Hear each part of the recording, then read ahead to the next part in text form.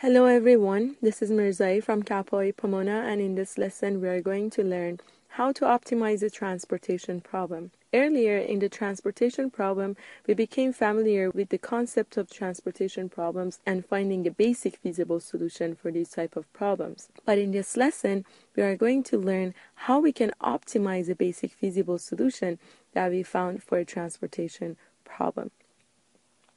So the steps that we have to take to optimize the transportation problem are given here. First, we need to find a basic feasible solution. This can be done by one of the three methods we learned earlier, which are northwest corner, minimum cost, or Vogel's method. The next step is to calculate the C bar ij's, or the coefficients of objective function in the row of Z for non-basic variables in the table. If all the coefficients are negative or 0 for a minimization problem, then we are at the optimal table. Otherwise, we go to the next step. In the next step, if we are solving the problem for a minimization problem, then we have to find the most positive coefficient that we have calculated in step 2, create a loop starting from that non-basic variable that has the most positive value, and update the table and go back to the step 2. We're going to learn these steps and the detail of their implementation in this lesson. But before we actually go to learn those steps, there is another concept that we have to become familiar with, and it is the concept of loop. You remember in a transportation problem, we end up with a set of decision variables that are given inside the cell. At some point of optimization of a transportation problem, we have to form a loop starting from a non-basic variable. What is a loop? It's a route from a non-basic variable back to itself with all vertical or horizontal line. Let's look at this definition in more depth. The first condition to form a loop is that we don't have diagonal lines. All lines must be vertical or horizontal. The second condition is no three corners or vertex on a straight line. What is the meaning of that? So if I start from this non-basic decision variable and I want to form a loop that has basic variables in the corner, one possible loop is like that. When I'm forming this loop, I cannot make 2 also as a corner to this loop, because according to definition, I cannot have 3 corners on a straight line.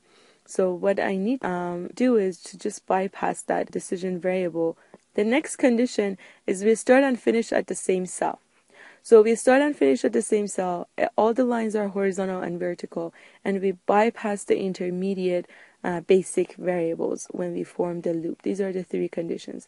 Now let's look at some examples. For example, in this case, this can be an example of a correct loop. This is also an example of a correct loop because we can start and finish at the specific point and all the lines are vertical and horizontal. We also bypass all the intermediate decision variable. This is also an example of a loop because we bypass all the intermediate loops. We don't make them like a corner. So in this loop, all the corners are shown by a red dot. So these are the corner.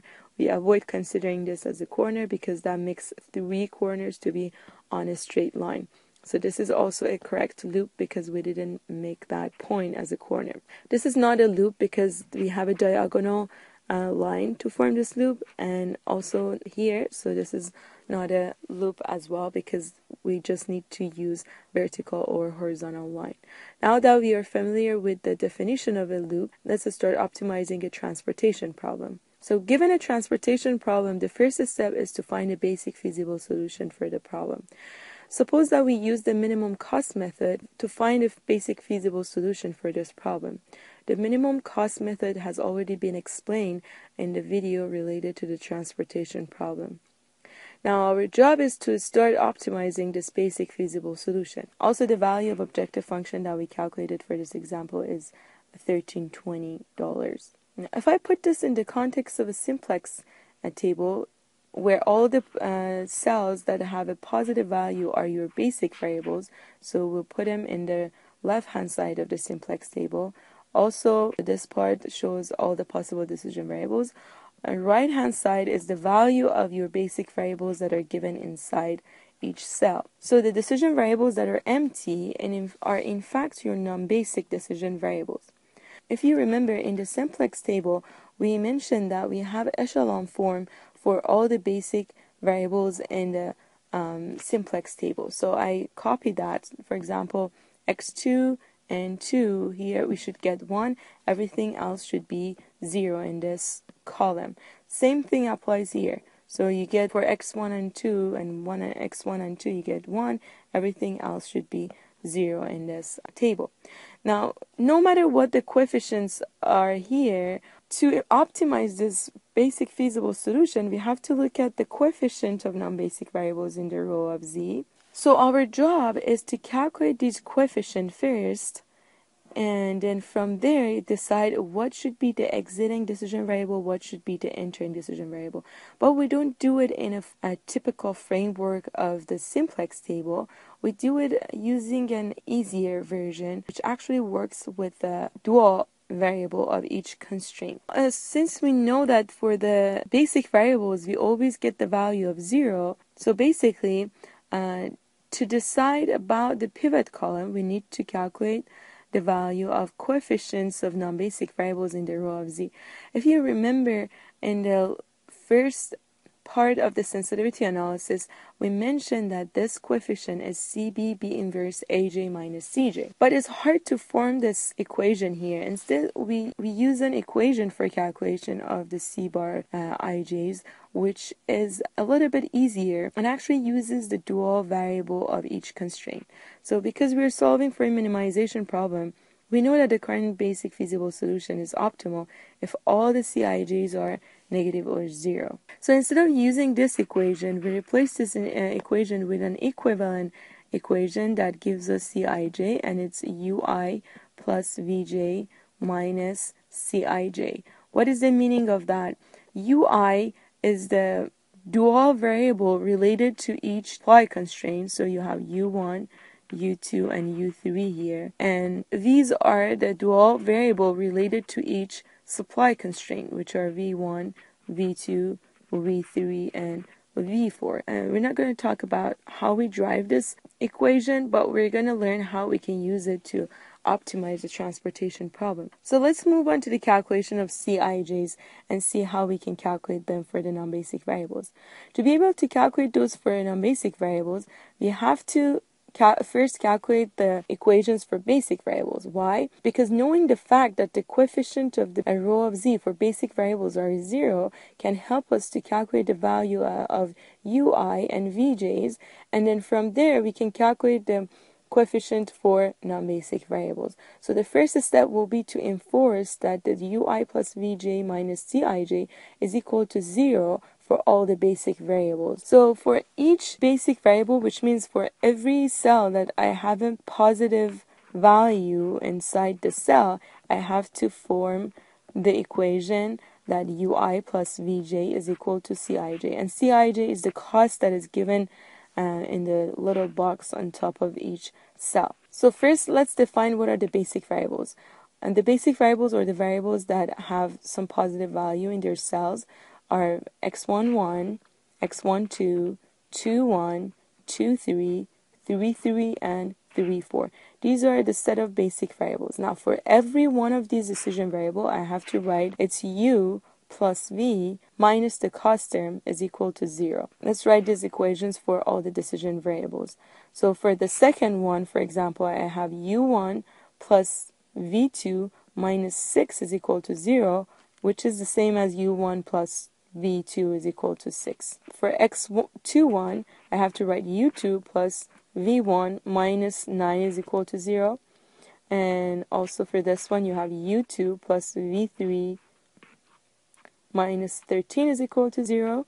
And you have u3 plus v3 minus 16 equal to 0.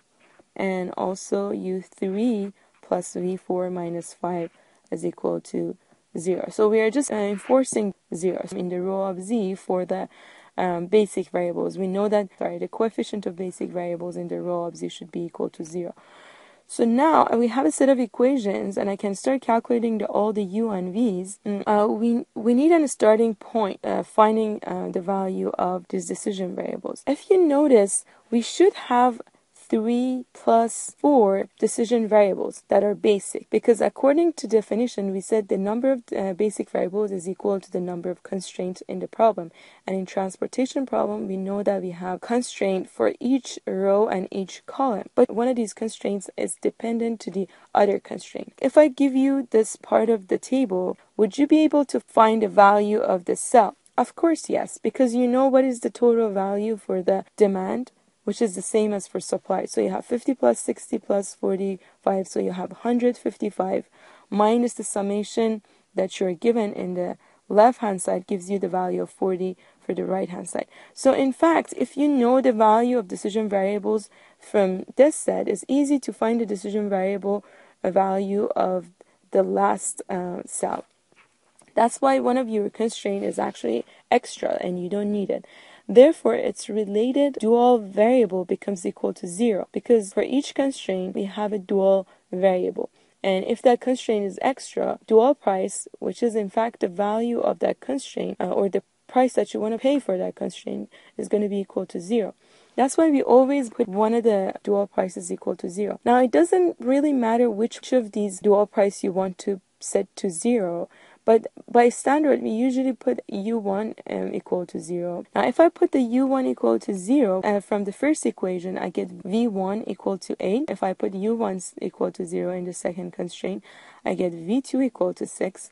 Now I have v1 and v2. I can replace them in other constraint and find the value of other decision variable. For example, if I put the value of v1, which is 8, in the third constraint, I get, or in the third equation, I get u2 equal to 1. If I replace u2 in this, in the equation related to x23, I get v3 equal to 12. If I replace v3 in x33 equation, I get u3 equal to 4. And if I replace u3 in the last equation, I get v4 equal to 1. Now we have all the value of u and v's. Now I can calculate the coefficient of all the non-basic variables using these set of dual prices. Dual prices are calculated. We know that c bar ij is equal to ui plus vj minus cij. So for example, for this empty cell, which is a non-basic variable, I can calculate its coefficient by calculating u1 plus v3 minus 10. And I get some value. Remember, the value that I get is not the value of the decision variable, but the coefficient in the row of z. Remember, if I go back a little pretty quick to the previous slide, these are the values that we are calculating. So ui plus vj minus cj gives you these coefficients here, and we are trying to calculate those for non-basic variables to find the most positive value and to be able to do the iteration. Let's start calculating the c bar ij's for non-basic variables. Let's write the set of non-basic variables that we have, which are the empty cells x1 3 1 4 2 2 2 4 3 1 3 2. So these are the non-basic decision variables, and we start forming the equations. For the x1 3, you have u1 v3 minus 10. This time we don't enforce anything equal to 0, because we have to actually replace the u and v here that we have calculated and find the coefficients. So if I do the replacement and find the coefficients, you get all the c bar ij's. So let's look at some of these equations and see how I calculated them. Like for example, x22. x22 is here. So I have u2 plus v2 minus 12 is going to be the coefficient. Now I have the value of u2 from here, which is 1, and v2 is 6. So it's 1 plus 6 minus 12 here. That gives me the value of -5. Now that I have calculated all those coefficients, I have to look for the most positive value in the row of z to do the iteration. If I look at the most positive value is 2. Now 2 is related to x13, so x13 is here. Now what I have to do is to form a loop starting from that non-basic variable that has the most positive value in a way that we explained earlier. So if we form a loop, we have to have basic variables in the corner, no diagonal line is allowed, and we bypass all the intermediate basic variables. So if I start from that point and form a loop, this is going to be a loop that has all this condition. So we always start from a non-basic variable, except the starting point, which is always a non-basic variable. All the corners should be a basic variable. We bypassed the intermediate, the basic decision variables, and we didn't use diagonal lines. Now in this step, I have to start numbering the corners that I have, starting from 0. It doesn't matter what order you're going, but you have to just start from one point, numbering all the corners and come back to the same point. So this is 0, next corner is 1, next is 2, next is 3, and I'm back to the starting point. Now I have to find the minimum of the decision variable values for the odd cells. Odd cells means cells that have an odd number. So these are the odd cells. I have to find the minimum of the decision variable values because we have basic variables for odd cells, right? So we have to find the minimum of these two, which is minimum of 30 and 15, which is 15, and then reduce that from the odd cells and add it to the even cells. So it means that 15 should be reduced from the odd cells and be added to the even cells. If I do this operation and go to the next table, this is what you get.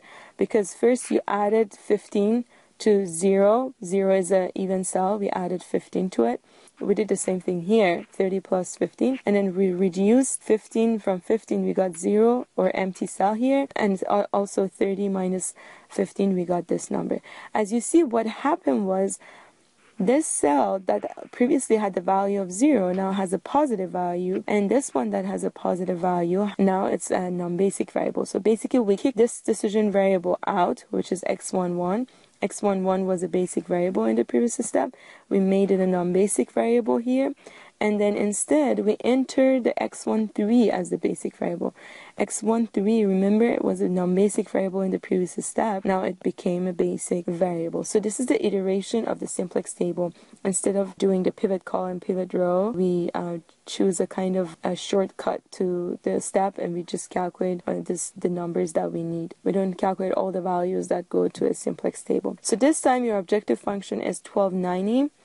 And as you see, since we're minimizing, you have to make sure that your objective function value every time gets a smaller number. If you end up to a situation that your objective function has a higher value and you're solving for a minimization, then it means that you have miscalculated something. Now I have to redo the same step. Again, it's a new table of simplex. I don't know if I'm in the optimal table or not unless I calculate all the C bar ij's for non-basic variables and make sure that they are all negative, because if there is a positive value, we can continue the minimization of this problem. So let's write all the UI and VJs, and this time we have to update all those values. So because the set of the basic variables now has changed, so the value of their associated dual prices are going to change as well. Again, by standard, you can put the U1 equal to 0, but let's write the equation for every single decision variable that is basic. This time, x12 is a basic because it has a positive value here. 1, 3, 2, 1, 2, 3, and 3, 3, and 3, 4 are the basic variables. And for them, I have to enforce that their coefficient is equal to 0 in the row of z. For example, for this decision variable, I have to write u1 plus v2 is equal to 6. For the second one, u1 plus v3 is equal to 10. Or minus 10 is equal to 0. And then if you write all the equations and put the u1 equal to 0 by standard, then you get v2 equal to 6. And in the second equation, you get v3 equal to 10. Using the v2 and v3, I can find the equation that uses one of these decision variables. Like this equation uses v3. If I put v3 here, I can calculate u2. Now I can go back to the third equation. Because I have u2, I can calculate v1, and then go to the fifth equation, and using the v3 find the u3, and also in the last one I find the value of v4, which is -1. Now I have found all these u and v's. I have to calculate the coefficient in the row of z for all the non-basic variables that are the empty cells in the table. For all the non-basic variables, you have the u and v, so we have to form the equations and calculate their coefficient. For example, for the first non-basic variable that is here, is u1 plus v1 minus 8. And we know what the value of u1 and v1 is. We calculated those value. u1 is 0, v1 is 6. So you can calculate this coefficient, which is -2. And then if for the second non-basic variable, I can write u1 plus v4 minus 9. And if I replace the value of u1, which is 0, v4 we calculated is -1. So -1 goes instead of v4. And minus the Cij, the cost related to that cell, which is 9. So if you calculate all these values, again, you have to find the most positive value, which is 3, and then form a loop in a way that there is no diagonal line in the loop, and you're bypassing the basic decision variable that are intermediate. And in the corners, except the starting point, in the corners you have basic variables. Remember, you start always from a non-basic variable, so it's okay if you have a non-basic variable in the starting point, but all the other corners must have the basic variable. Then again, I have to start numbering the cells. Doesn't matter what direction I'm taking, as far as I'm starting and finishing, and I'm consistent in terms of taking the loop. I'm not skipping corners. I have to find the minimum of odd cells decision variable values, which is 10, reduce that from the odd cells and add it to the even cells. Now, if I implement this operation, I go to the next table. I added 10 to the even cells and reduced it from odd cells. Now, this is the table that I get. I have to redo this step. Again, I don't know if I'm in the optimal table or not unless I start calculating all those Cij's in the row of Z for the non-basic variables. If I do this step, for basic variables, I have to again enforce that the summation of U and V minus 6 is equal to 0. One common mistake is instead of using 6, students use 20. So make sure you don't do that mistake. You always use the Cij, not the value of your decision variable. So the way that you form is u1 plus v2 minus 6 is equal to 0, or u1 plus v2 is equal to 6. So I form all the equations and find the value of u and v's. And then I form the same equations for non-basic variables using that u and v's. This time all the values are negative, and since we are solving for a minimization problem, we know that that's a sign for optimality condition. So finally, I'm at the optimal table of the transportation problem that we started to solve. I can calculate the value of objective function, which is 1260. Again, you see that the 1260 is less than the objective function of the previous step because we are moving toward the improvement of objective function, which means reduction, because we are solving for a minimization problem. So just to recap over what we did, the optimization of a transportation problem starts by finding a basic feasible solution for the problem using one of the 3 methods that we learned in the previous lecture. And then from there, we have to form a set of equation for all the basic variables, enforce the coefficient of 0 in the row of Z for them, and then calculate all the coefficient of row of Z for non-basic variable. And depending on the direction of objective function, start iterating and finding the optimal value to your transportation problem. With this, our lesson in transportation problem optimization has concluded. Please refer to your Blackboard for your assignments. Thank you.